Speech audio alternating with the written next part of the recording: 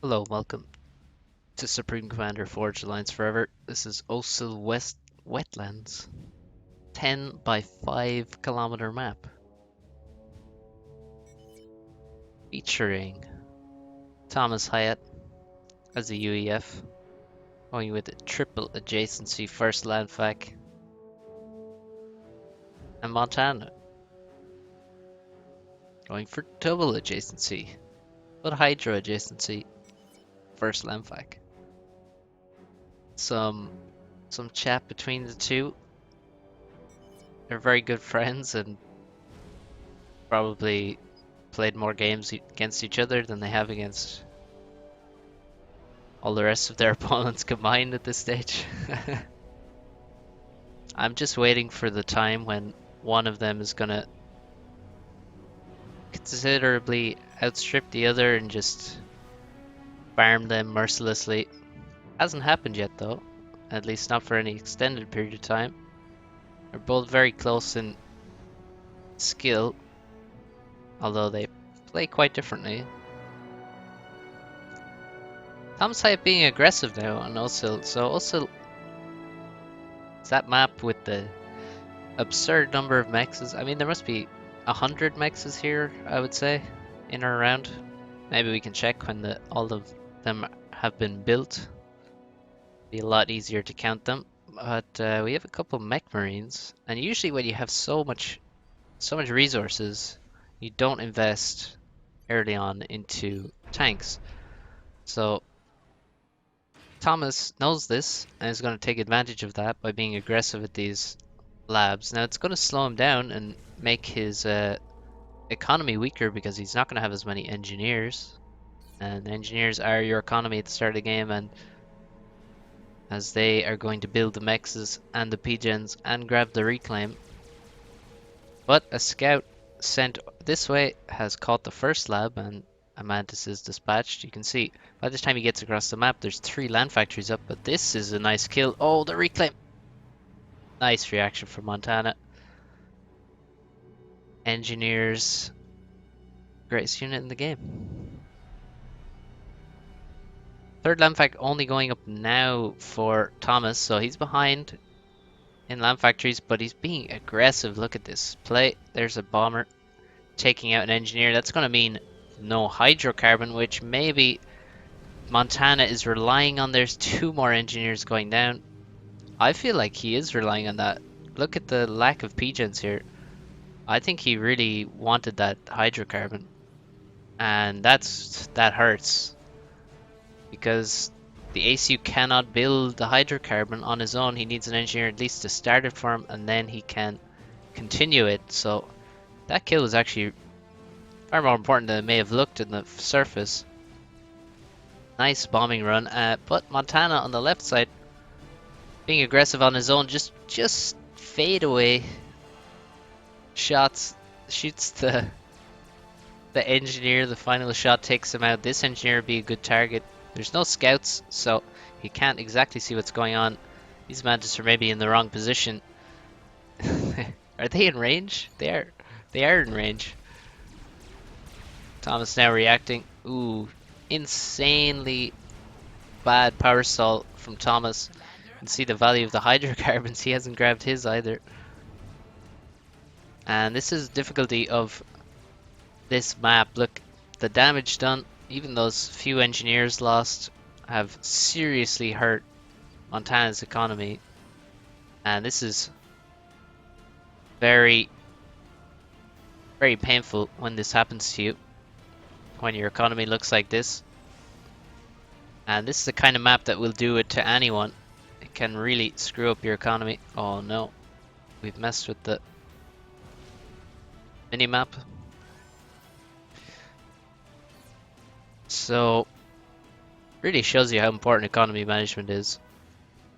If you're late to make your PGens on a map that it scales this quickly, you can end up in a power stall for minutes. That is very difficult to get out of. And you can see, just think how much mass he has and how much power he has to put into spending that mass. Each of these engineers building a factory, a land factory, minus 35 power. The guys building power minus 30 power each. ACU minus 60 or 70 actually for a land factory. That's a lot of production and a lot of power needed. So I think a transport would be good here, but it's difficult to make a transport when you have no power. Transports are more power intensive than other air units. There is a transport, speak of the devil. Where is he going to drop to? Could drop to the opponent's side, maybe. Could drop in the mid here. Can't really drop here. There's Mantis just streaming across. Thomas just cannot secure this. He's going to have to send all of his tanks in this direction. And the ACU, I think, really should be already in this area, securing this expansion. We have a drop up here. This is actually one of the only plateaus on the map. The rest have ramps. So you do have to drop up here, but the rest you can walk.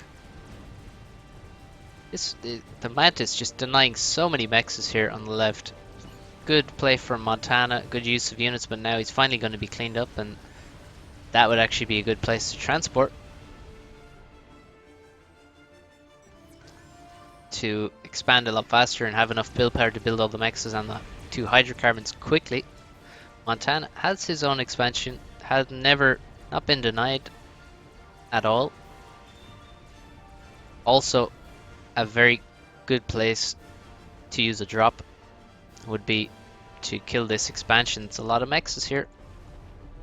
So we have the T2, fast T2P gen. I like this. Montana is pretty decently quick on that T2P gen. He's going to be putting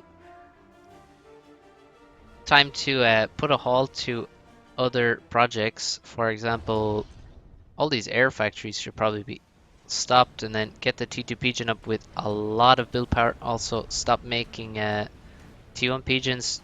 Take all of the engineers off of T1 pigeons, stick them onto the T2 pigeon, focus on that. But his economy looks good right now. You can see he has paused all of his air.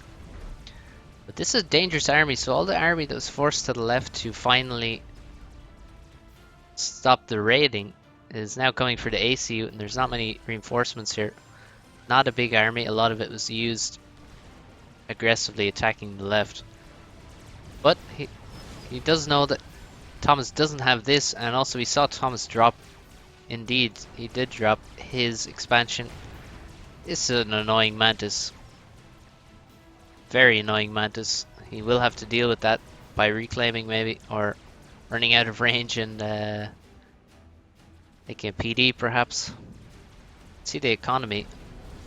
Only 2 on mexes, and actually we can see how many mexes he has. He has 47, and the 2 contested expansions have not been taken at all, and he's missing some of his own mexes, and he has 47. So we for sure have more than 100 mexes on this map. Ridiculous stuff. PD going up in mid.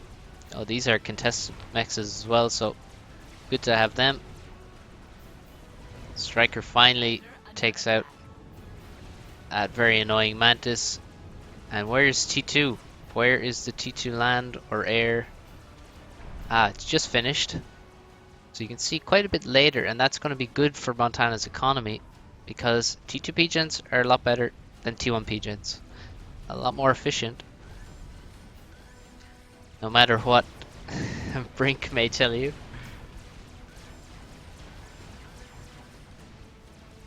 Thomas sort of hesitant here. He doesn't seem to want to take this expansion too quickly. I think he's being a bit timid. If he knows what's here, he's scouting now, so he should know what is ahead of him and can deal with it. There's not much here. There's a lot of T2 engineers being sent to this side. One of the things when you have so much mass, defenses become very good actually, because you can't afford to build a lot of defenses. T2 engineers can do a lot for you to defend. Now obviously Cyber and T2PD, it's not the best, but it's still T2PD, and T2PD is really good. Very, very powerful defensive tool.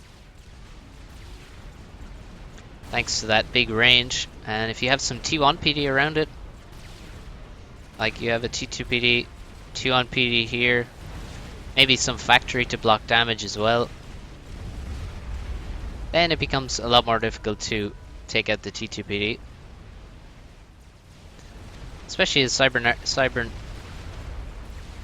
PD is very good at dealing with T1 artillery. But here it looks like it's not going to be successful. There's only one PD up so far. And it's actually shooting the ground for some reason. Don't know why it's shooting there.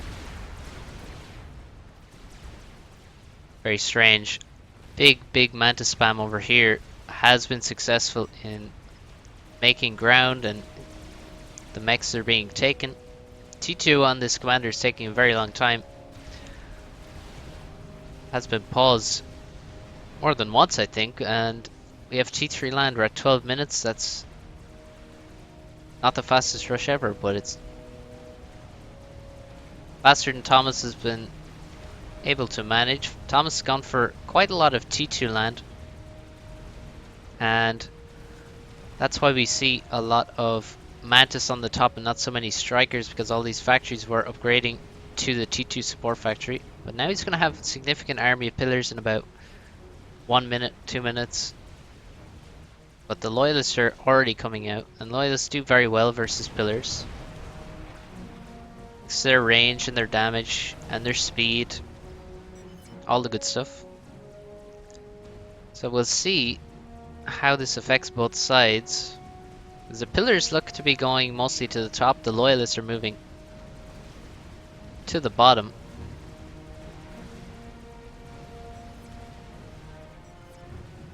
Economy being built here. We need to see, I believe, support factories in these expansions so you can get your TMD, shields, etc. Because this is a very defensible position if you have the tech to defend it. If not, it can be very vulnerable. This is an interesting commander here. ThomasHiatt has T2, has the gun, and is now making the shield with a massive amount of assist. And oh, he's actually cancelled that. Don't really need assist for upgrades once you have the T2, unless you are making T3, of course. Definitely need assist for that. Montana is building T2 flak. Not sure why. Has he lost air in the recent past? Doesn't look like it. But he looks to be wary of what Thomas has. Although I don't see T2 air at all. Can't see it. T3 land is finished for Thomas. I like that he went for that T2 as well, though. I think it's good on a map where you have so much mass. It's safer to make some of that transitionary T2 land, and then as you're going to T3 land with your HQ, you have some support factories that are actually still making decent units, rather than just some useless T1 units. And so I think it's quite good that he made that. Maybe he didn't need so many support factories, but I guess his economy is balanced. He's using the mass pretty well, and he's going to be making some of these support factories into T3. The T2 factories will eventually go to T3 because there is so much mass in this map. And in the meantime, they can make pillars. He can make arties out of them, flags, parashields. So certainly useful to have that factory build power there. Commander is pushing on the bottom, but he has no real unit support. And these Cyber T2PDs are not going to do very much. The walls not helping overly. And this forward T3 factory, which is building trebs. Well, the trebs are retreating now. On this side we have a big push now with the Mantis and the Medusa, some flak mixed in there, some land scouts, and of course the loyalists. And look, they're using their range very well to attack these pillars. The pillars are getting devastated. You can see the stuns from the Medusa even working on them, getting a lot of damage in. and preventing a lot of damage from being taken. But Montana being squeezed against the edge of the water, and the pillars get a nice fight for that engagement. And now the Percys have arrived right on time. Percy's perfect counter to loyalists. As long as they don't get overwhelmed, of course, but generally Percy's just win 2 shots and the loyalist drops.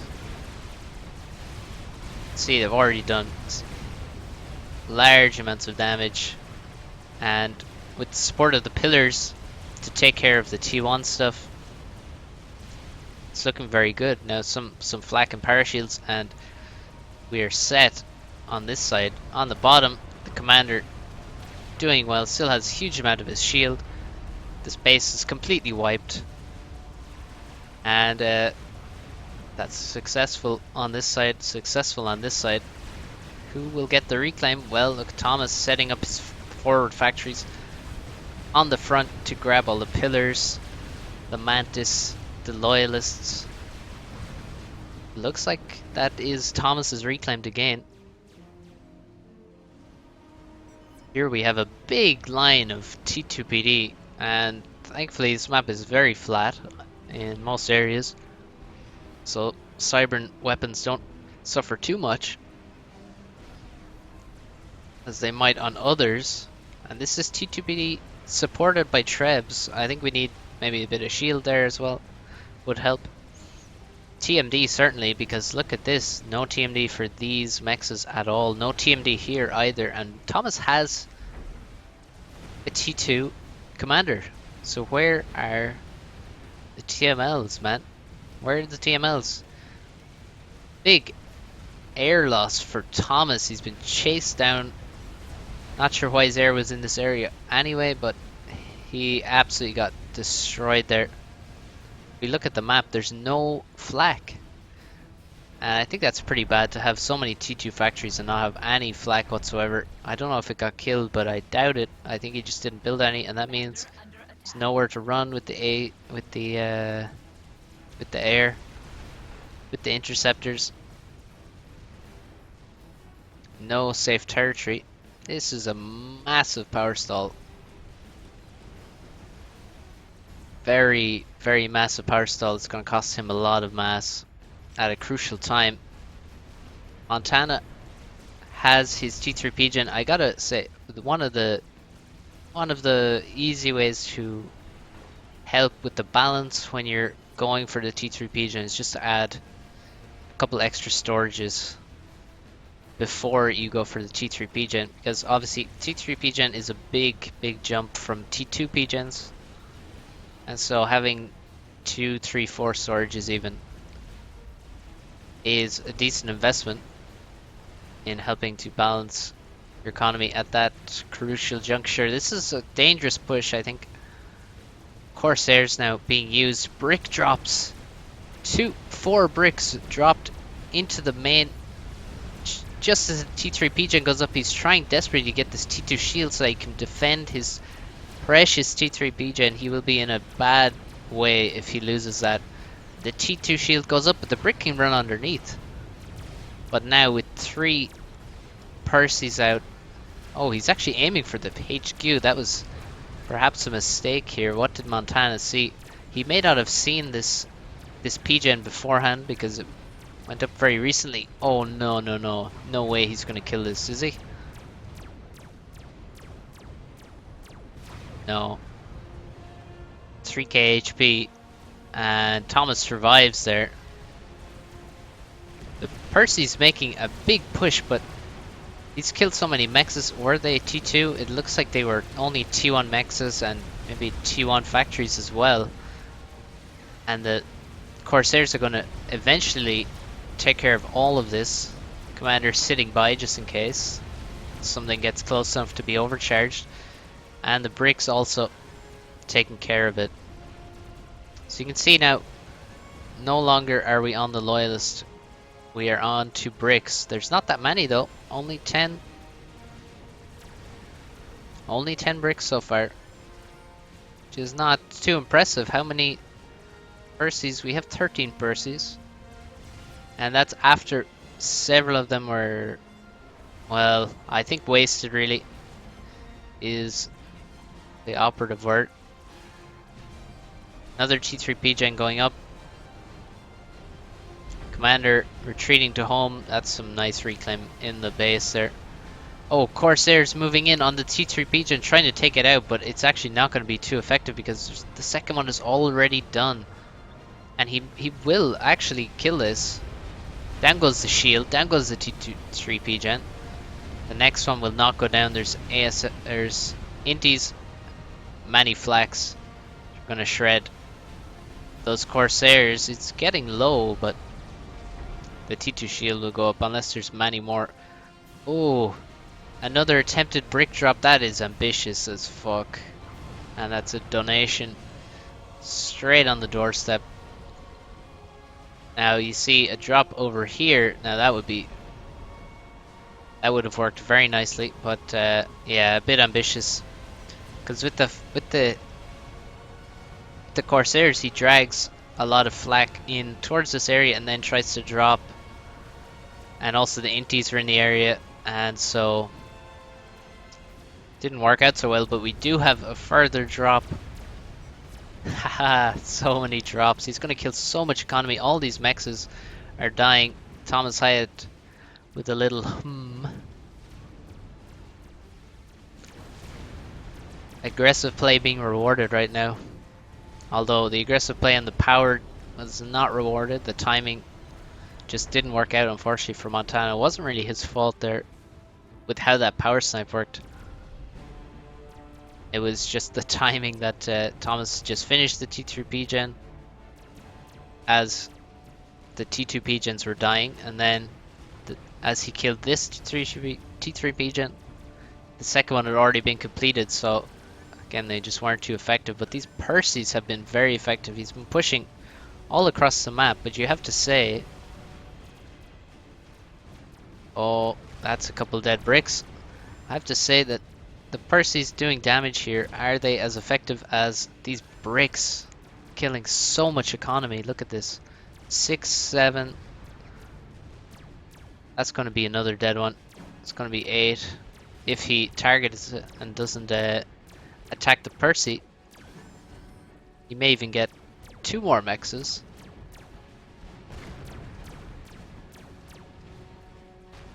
But units keep running in and messing with the priority. So units target units, so that's unfortunate. Bit less damage than possible. Oh, these Percy's running into this wall of T2PD and also stealth bricks. You can see Montana not interested in using loyalists at all. He's using the stealth brick versus the Percival. I think that's a good decision. Thomas says, I'm about to control K because my units won't follow orders. Well, give them some orders. They're getting killed.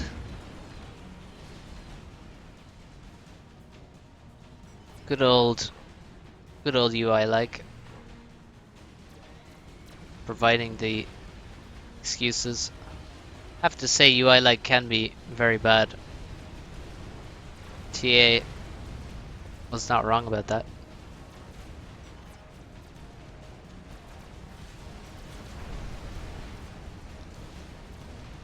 ThomasHiatt says his T3 Air was cancelled.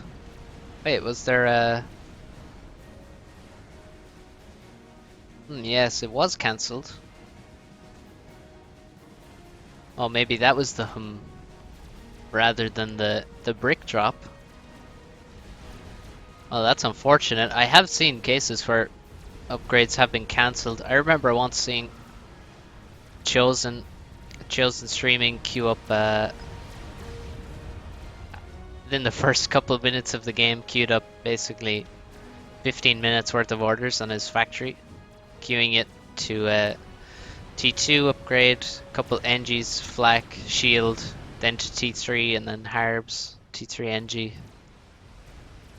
But at some point, one of those upgrades was cancelled. Has been known to happen. Brick's doing well pushing back, but at some point there's going to be enough reinforcements of Percy's to push back again. Look at this. Montana doing a very good job. Look at all this reclaim. It's very, very important to grab this, and he's doing a very good job. This is thanks to the space he's gained and also the effectiveness of the bricks with the stealth. Now we see scouts being spammed overhead on both sides to try and neutralize the stealth. There isn't actually stealth on the top side. Oh, there's one there. T3 Air, Monkey Lord, all of the big toys. Still quite a bit of mass here, just waiting for Thomas to pick it up. And still some mexes to be regained. He could do that a bit faster. It's looking good for Montana now. Though he was under big pressure from the Percys at one point on both sides. The drop did great. Great damage. You can see how he had to sort of invest in a lot of drops to get the one really good drop. And that's kind of how it works sometimes with drops. Like, you don't have to... Not every drop has to be good, but when they come off, sometimes they can give a huge payoff and do a lot of damage. The risks obviously are donating mass and losing army. Sometimes you get that big payoff. That's a T3 mechs on the way. We probably have some done already. That's one almost done there. There's a pause T1 mechs at 50%. Small things like that are always going to be missed on a map with so much happening. That's a T3 mechs there as well. And we've just constant back and forth T3 fights. The Trebs look like they haven't done too much so far. Bricks, oh, they're all on low HP. It's definitely time to retreat. That's one thing, you can be tricked. Sometimes you have, oh, I have several bricks, but they're all on low HP if you're not looking carefully. Which is why I have the health bar always on, so that I can at least tell what my army is looking like. A lot of demolishers, just a huge number, maybe too many for this stage of the game, I would think, but they are gonna do significant damage to the bricks, but less so now that the bricks are pushing. When they're on the move, demolishers will tend to miss them. Much better when they're a stationary target, but the bricks being aggressive, and he's actually going to kill a lot of them. Oh, he can even walk over this mountain. And bricks just eating up so much, and there's going to be a massive amount of reclaim to be taken. Now all of these PDs are probably been killed by the demolishers. That's a forward T3 PGen. Wouldn't be advising that. To be completely honest, on the top side, the army of bricks has been taken out, and now we have, look at that nice mix: parashields, flak, Percys, the odd pillar in there, odd arty. Very nice mix, and again, reclaim being grabbed. These players are really committing to their battles, and it's causing a lot of reclaim to be left on the field. ThomasHiatt, does he really have that much economy? I think not. 316, it was at around 400 there for a second, which was due to reclaim, I believe. So let's take a look. Oh, nice strap bombs. Oh well, not ideal actually. One of them missed, and now both strats have been killed, and Thomas has more air here, so he can take this fight. Montana is retreating. Thomas is going to lose some inties. Nobody really cares about some inties at this stage of the game, but Thomas, significant air force here. Montana is going to have to react to that and add some more power. Add some more build power. Get some support factories in these locations with the nice adjacency for the maximum efficiency. And these bricks being very aggressive. What is that unit that's still alive? Is that the ACU? It is. And that was dangerous, but now he retreats out of range. And now he's going to move back in and get a devastating overcharge. 5 bricks getting killed by that overcharge. Absolutely gutted the army, and now he can push back in this direction. Overextension really cost Montana heavily there. There's so much reclaim.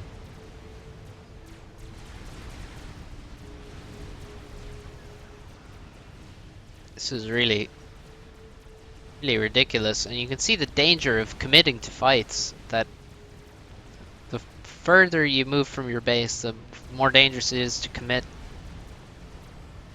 This is why you often have standoffs, and that's when the arties can really shine. But in this context, they're just trading blows back and forth, trying to grab what they can from the wreckage.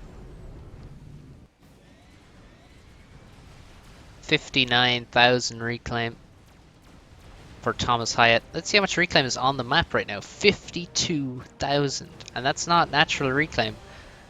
Very little of that is natural reclaim. There isn't much on the map anyway, and what was there mostly been grabbed. There's 50,000 mass in units. Let's see how much in this area. Over half of it in this area, which Thomas has complete control over thanks to his ACU and his Percy's. That's very good for him. On the top we have some reclaim. Some of those strat wrecks, in fact, there's one. And some T3 wrecks. About 18k. But Montana does not have as much control here as Thomas does down in this way. Spider, which started a very long time ago, was sort of forgotten about. I think it was being built by maybe one engineer. And so Montana's going for the Mega, and that's a good decision. The Spider bot does not do well versus Percy's. Percy's will just murder it thanks to their range, health, damage. Just everything is better. They easily crush a Spider mass for mass. T3 mechs in this area, and you may notice the lack of a certain kind of defense. That defense is tactical missile defense. Very scary to have that, and this T3P gen on the front was so ill-advised, I have to say, and it just killed some bricks as it died. Oh no, that's a painful loss. And the T3 air factory goes down as well. Monkey Lord dispatched to the bottom now. It's going to try and help out. Now with the support of this many bricks, the Spider bot can make the difference and can definitely clean up this army. And also the Spider bot is going to provide stealth for all of the bricks as well. So it works well with the brick army, and this megalith is going to be very scary for Thomas to deal with. He doesn't have anything right now to deal with that. He does have 50 Percivals, which is a huge army. He's actually now moving to SMD. I like that. People need to be proactively making SMD in these situations, like in team games, not treating it like they're going to spot every danger in time. Just invest in an SMD.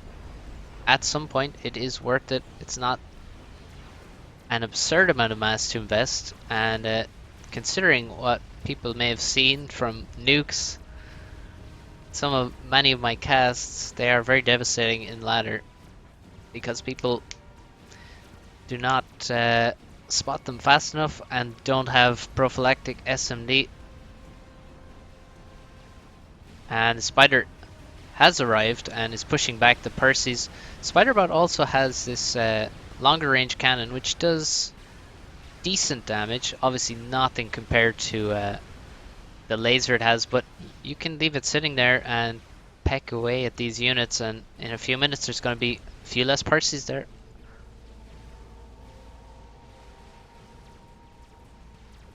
Mega is going to be used to secure the top side again. Nothing really to deal with. Now, one thing actually Thomas could do. Percy's and bricks. I think one of the underused features in this map is the mid water. You can park your Percy's down here. Imagine you have your Percy's under the water here. Where is the megalith going to go? Because if you actually get in range of the megalith with the Percy's, you're going to be in a really bad spot. Get unstuck. Maybe. Oh. I think the spider bot may have gotten stuck there in the mountain slightly. Sometimes it gets stuck forever, and you are screwed. Thankfully, that didn't happen this time. Thomas now moving to the fatty. Oh, that's a second SMD. That is actually a mistake. Only need one, really. As long as you don't let it get sniped.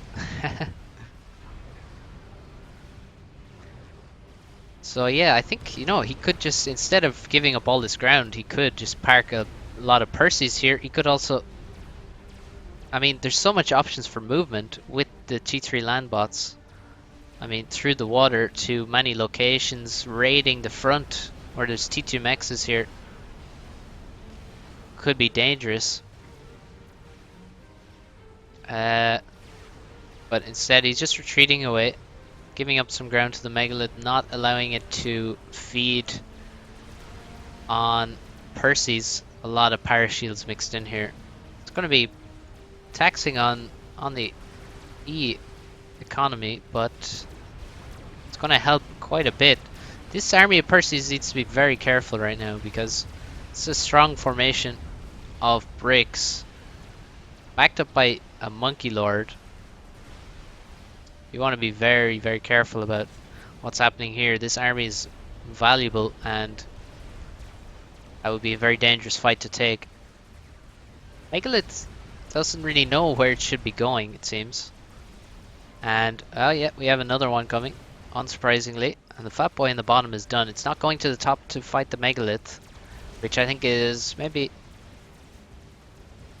a bit strange. I would be inclined to put the fat boy up against the megalith. The Percy's can deal with an army like this, especially when mixed with parashields and stuff. But Percy's are going to have a big problem versus the range of the megalith. You can see it is making ground. Look at how much damage it does. Watch. And when they're in an army, it will often hit. It will almost always hit 2, 3, or even more Percivals with each shot, doing massive damage to the army. Another megalith is complete.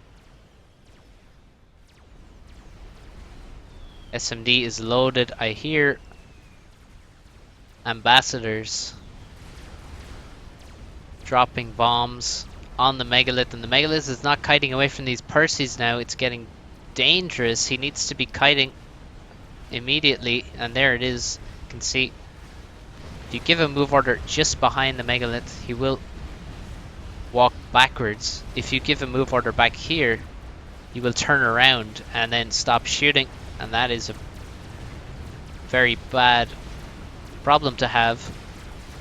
Percy's, you can see all 3 of these Percy's going down to the shots, but now they're in range of the megalith. This megalith is going to go down. Look at all these Percy's. It'll do so much damage to the megalith. It is going to die. But the bricks coming into support and a second mega should clean up the Percy army, even if this first mega goes down. There it goes. And now a huge air fight as the Fat Boy and Percy army makes progress versus the Spiderbot and bricks, and it looks like Thomas may win this, but there's, oh, that's a deadly SAM launcher here, doing a lot of damage. Strats everywhere, working on megaliths across the map. And it looks like actually Thomas is going to lose his air. Another SAM, look at this, 39 kills on this one, 33 kills on this one. And there goes the spider. absolutely crushed by the Percivals, and now we have Percy's and a Fat Boy versus all these bricks. Easy win on this side. This is going to be devastating. This has to be dealt with. But on the top, a lot of damage being taken by the megalith. Just so much damage being taken, but it will survive and clean up the army of Percy's. And that is just a huge amount of action all at once. We had the air fight. We have the strats. We have the battles on both sides of the map, T3 and experimental, and so much to worry about for both the players right at that moment. And yes, correct reaction. More megas, they build so quickly. Thomas now really investing in the anti-nuke. Maybe he doesn't realize he has one already loaded. He's assisting the second one. And Thomas has lost air convincingly, and now we have Sea Whalers coming out. Look at all the reclaim. Now we need the forward factories from Montana as ThomasHiatt begins nuke silo construction.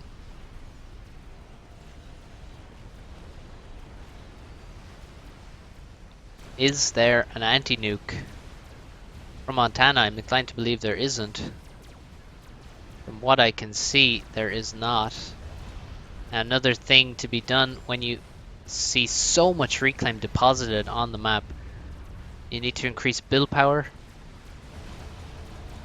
Just imagine, what if somebody gave you a ton of mass? What are you going to need? Well, you're going to need more power to spend it, and you're going to need more build power. So I think maybe making T3 engineers out of some of these factories would be good. You could make many T3 mexes. I think megalith spam is what needs to happen here, because you don't need so much build power at all. They build so quickly that you don't actually need so much build power to spend all of that mass. He has to make sure he can keep control of this area, because there's 40,000 mass here. And over here, I mean, this is his for sure. 90,000 mass on this screen right now. 90,000. Gunships are really desperate to kill this fat boy, but it cannot. It's just not going down.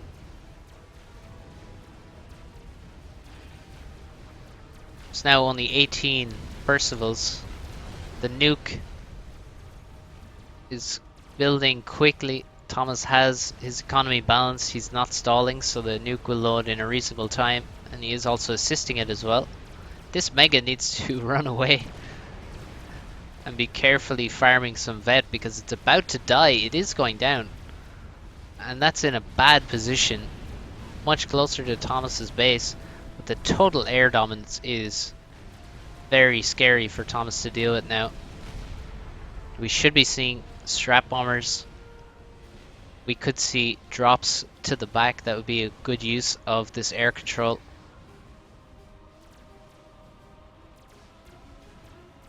And yes, the thing is, how are we going to spend all of this mass? Well, we have another megalith up, another one on the way. This is the problem with having so many T1 engineers. The pathfinding is going to mean that actually most of them are not going to do anything for you. And they're really just a waste of space and time, and will cause lag as well. So you should be moving. You should have T2 engineers around the base rather than T1, and also a lot more T3 engineers as well would be helpful.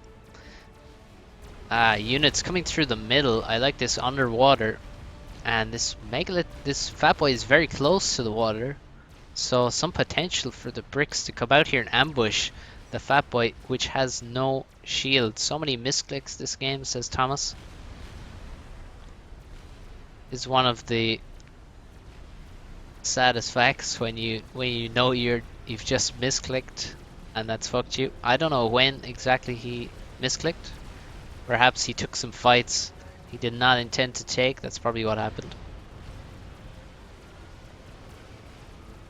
Or even queued up things he did not want to, but that's exactly what happened. The fat boy was ambushed, and will it be saved by the overcharge of the commander? I don't know. Can it get under the shield? It has such a fat ass that I don't think it... Oh, it is. Saved. But look at that, entering the water in the background. That's a scary thing. Coming towards the base. And it has free reign. Can walk straight up to the center of the base here, out of the water. So the Percy's moving to the edge of the water to try and stop it. This fat boy has to stay out of range. Well out of range. It hasn't got its shield back yet. And it has very low HP. Look at the damage. The veterancy. 40,000 mass worth of damage on that fatty. Most of that was bricks. And also the spider bot. And here comes the Mega shooting from the water. It has the height to do that. Now under fire from the fatty. This nuke is so close to done, and there's no SMD. Montana surely knows and has scouted. He knows. He has seen the nuke, but he's not building SMD. So if you want to speed load an SMD, which you can do... Oh no, that's a bad suicide of a Mega, but he could be speed loading an SMD if he made some hives or just had a lot of T3 engineers next to it. Oh, the strats coming in, aiming at the ACU, but the ACU is standing next to the fatty, which goes down to the strats. And ThomasHiatt's ACU is very low on HP now. As the nuke is about to launch, the Soul Ripper finishes in Montana's base. He's looking to take full advantage of the air control he has now. He needs to be careful he doesn't waste his remaining ASF over these SAMs, but in the rest of the map there are no SAMs. The nuke is launched directly into the heart of the base where the HQs, the PGens are, the build power. Thankfully the ACU is hiding in the water. Another Mega moving across the map and taking shots from the water. ASF move in on the Soul Ripper as it heads towards the base. What is it aiming for? Well, it's the end for this base. Actually, there's still just one HQ remaining, but many PGens, and now the Soul Ripper is still alive. All ASF have died for ThomasHiatt, barring one or two, and there's not enough SAMs or shields. And he's under attack. The ACU dying now to strats and Soul Ripper. And he goes down. And the Soul Ripper does a little twirl of delight. ThomasHiatt says he can't click the right buttons. Oh, just clutched at the end. So many experimentals just spammed that nuke. If he had just held on and not died, we just needed more SAMs from Thomas. He should have known he was behind in air for a long time, so we should have seen more SAMs across the map, especially in the base. Some more shields and SAMs would have denied the Soul Ripper completely. You can see it's already on pretty low HP, but what a clutch from Montana, just as his base. And as you can see, a lot of the build power goes down. He pulls out the victory. So well played. Well played both players. Very tight game, very aggressive game on all fronts. Testing their reclaim use and their use of the late game units. So well played both of them. Thanks for the great game, and hope you enjoyed it as much as I did. Thanks for watching. I'll see you next time.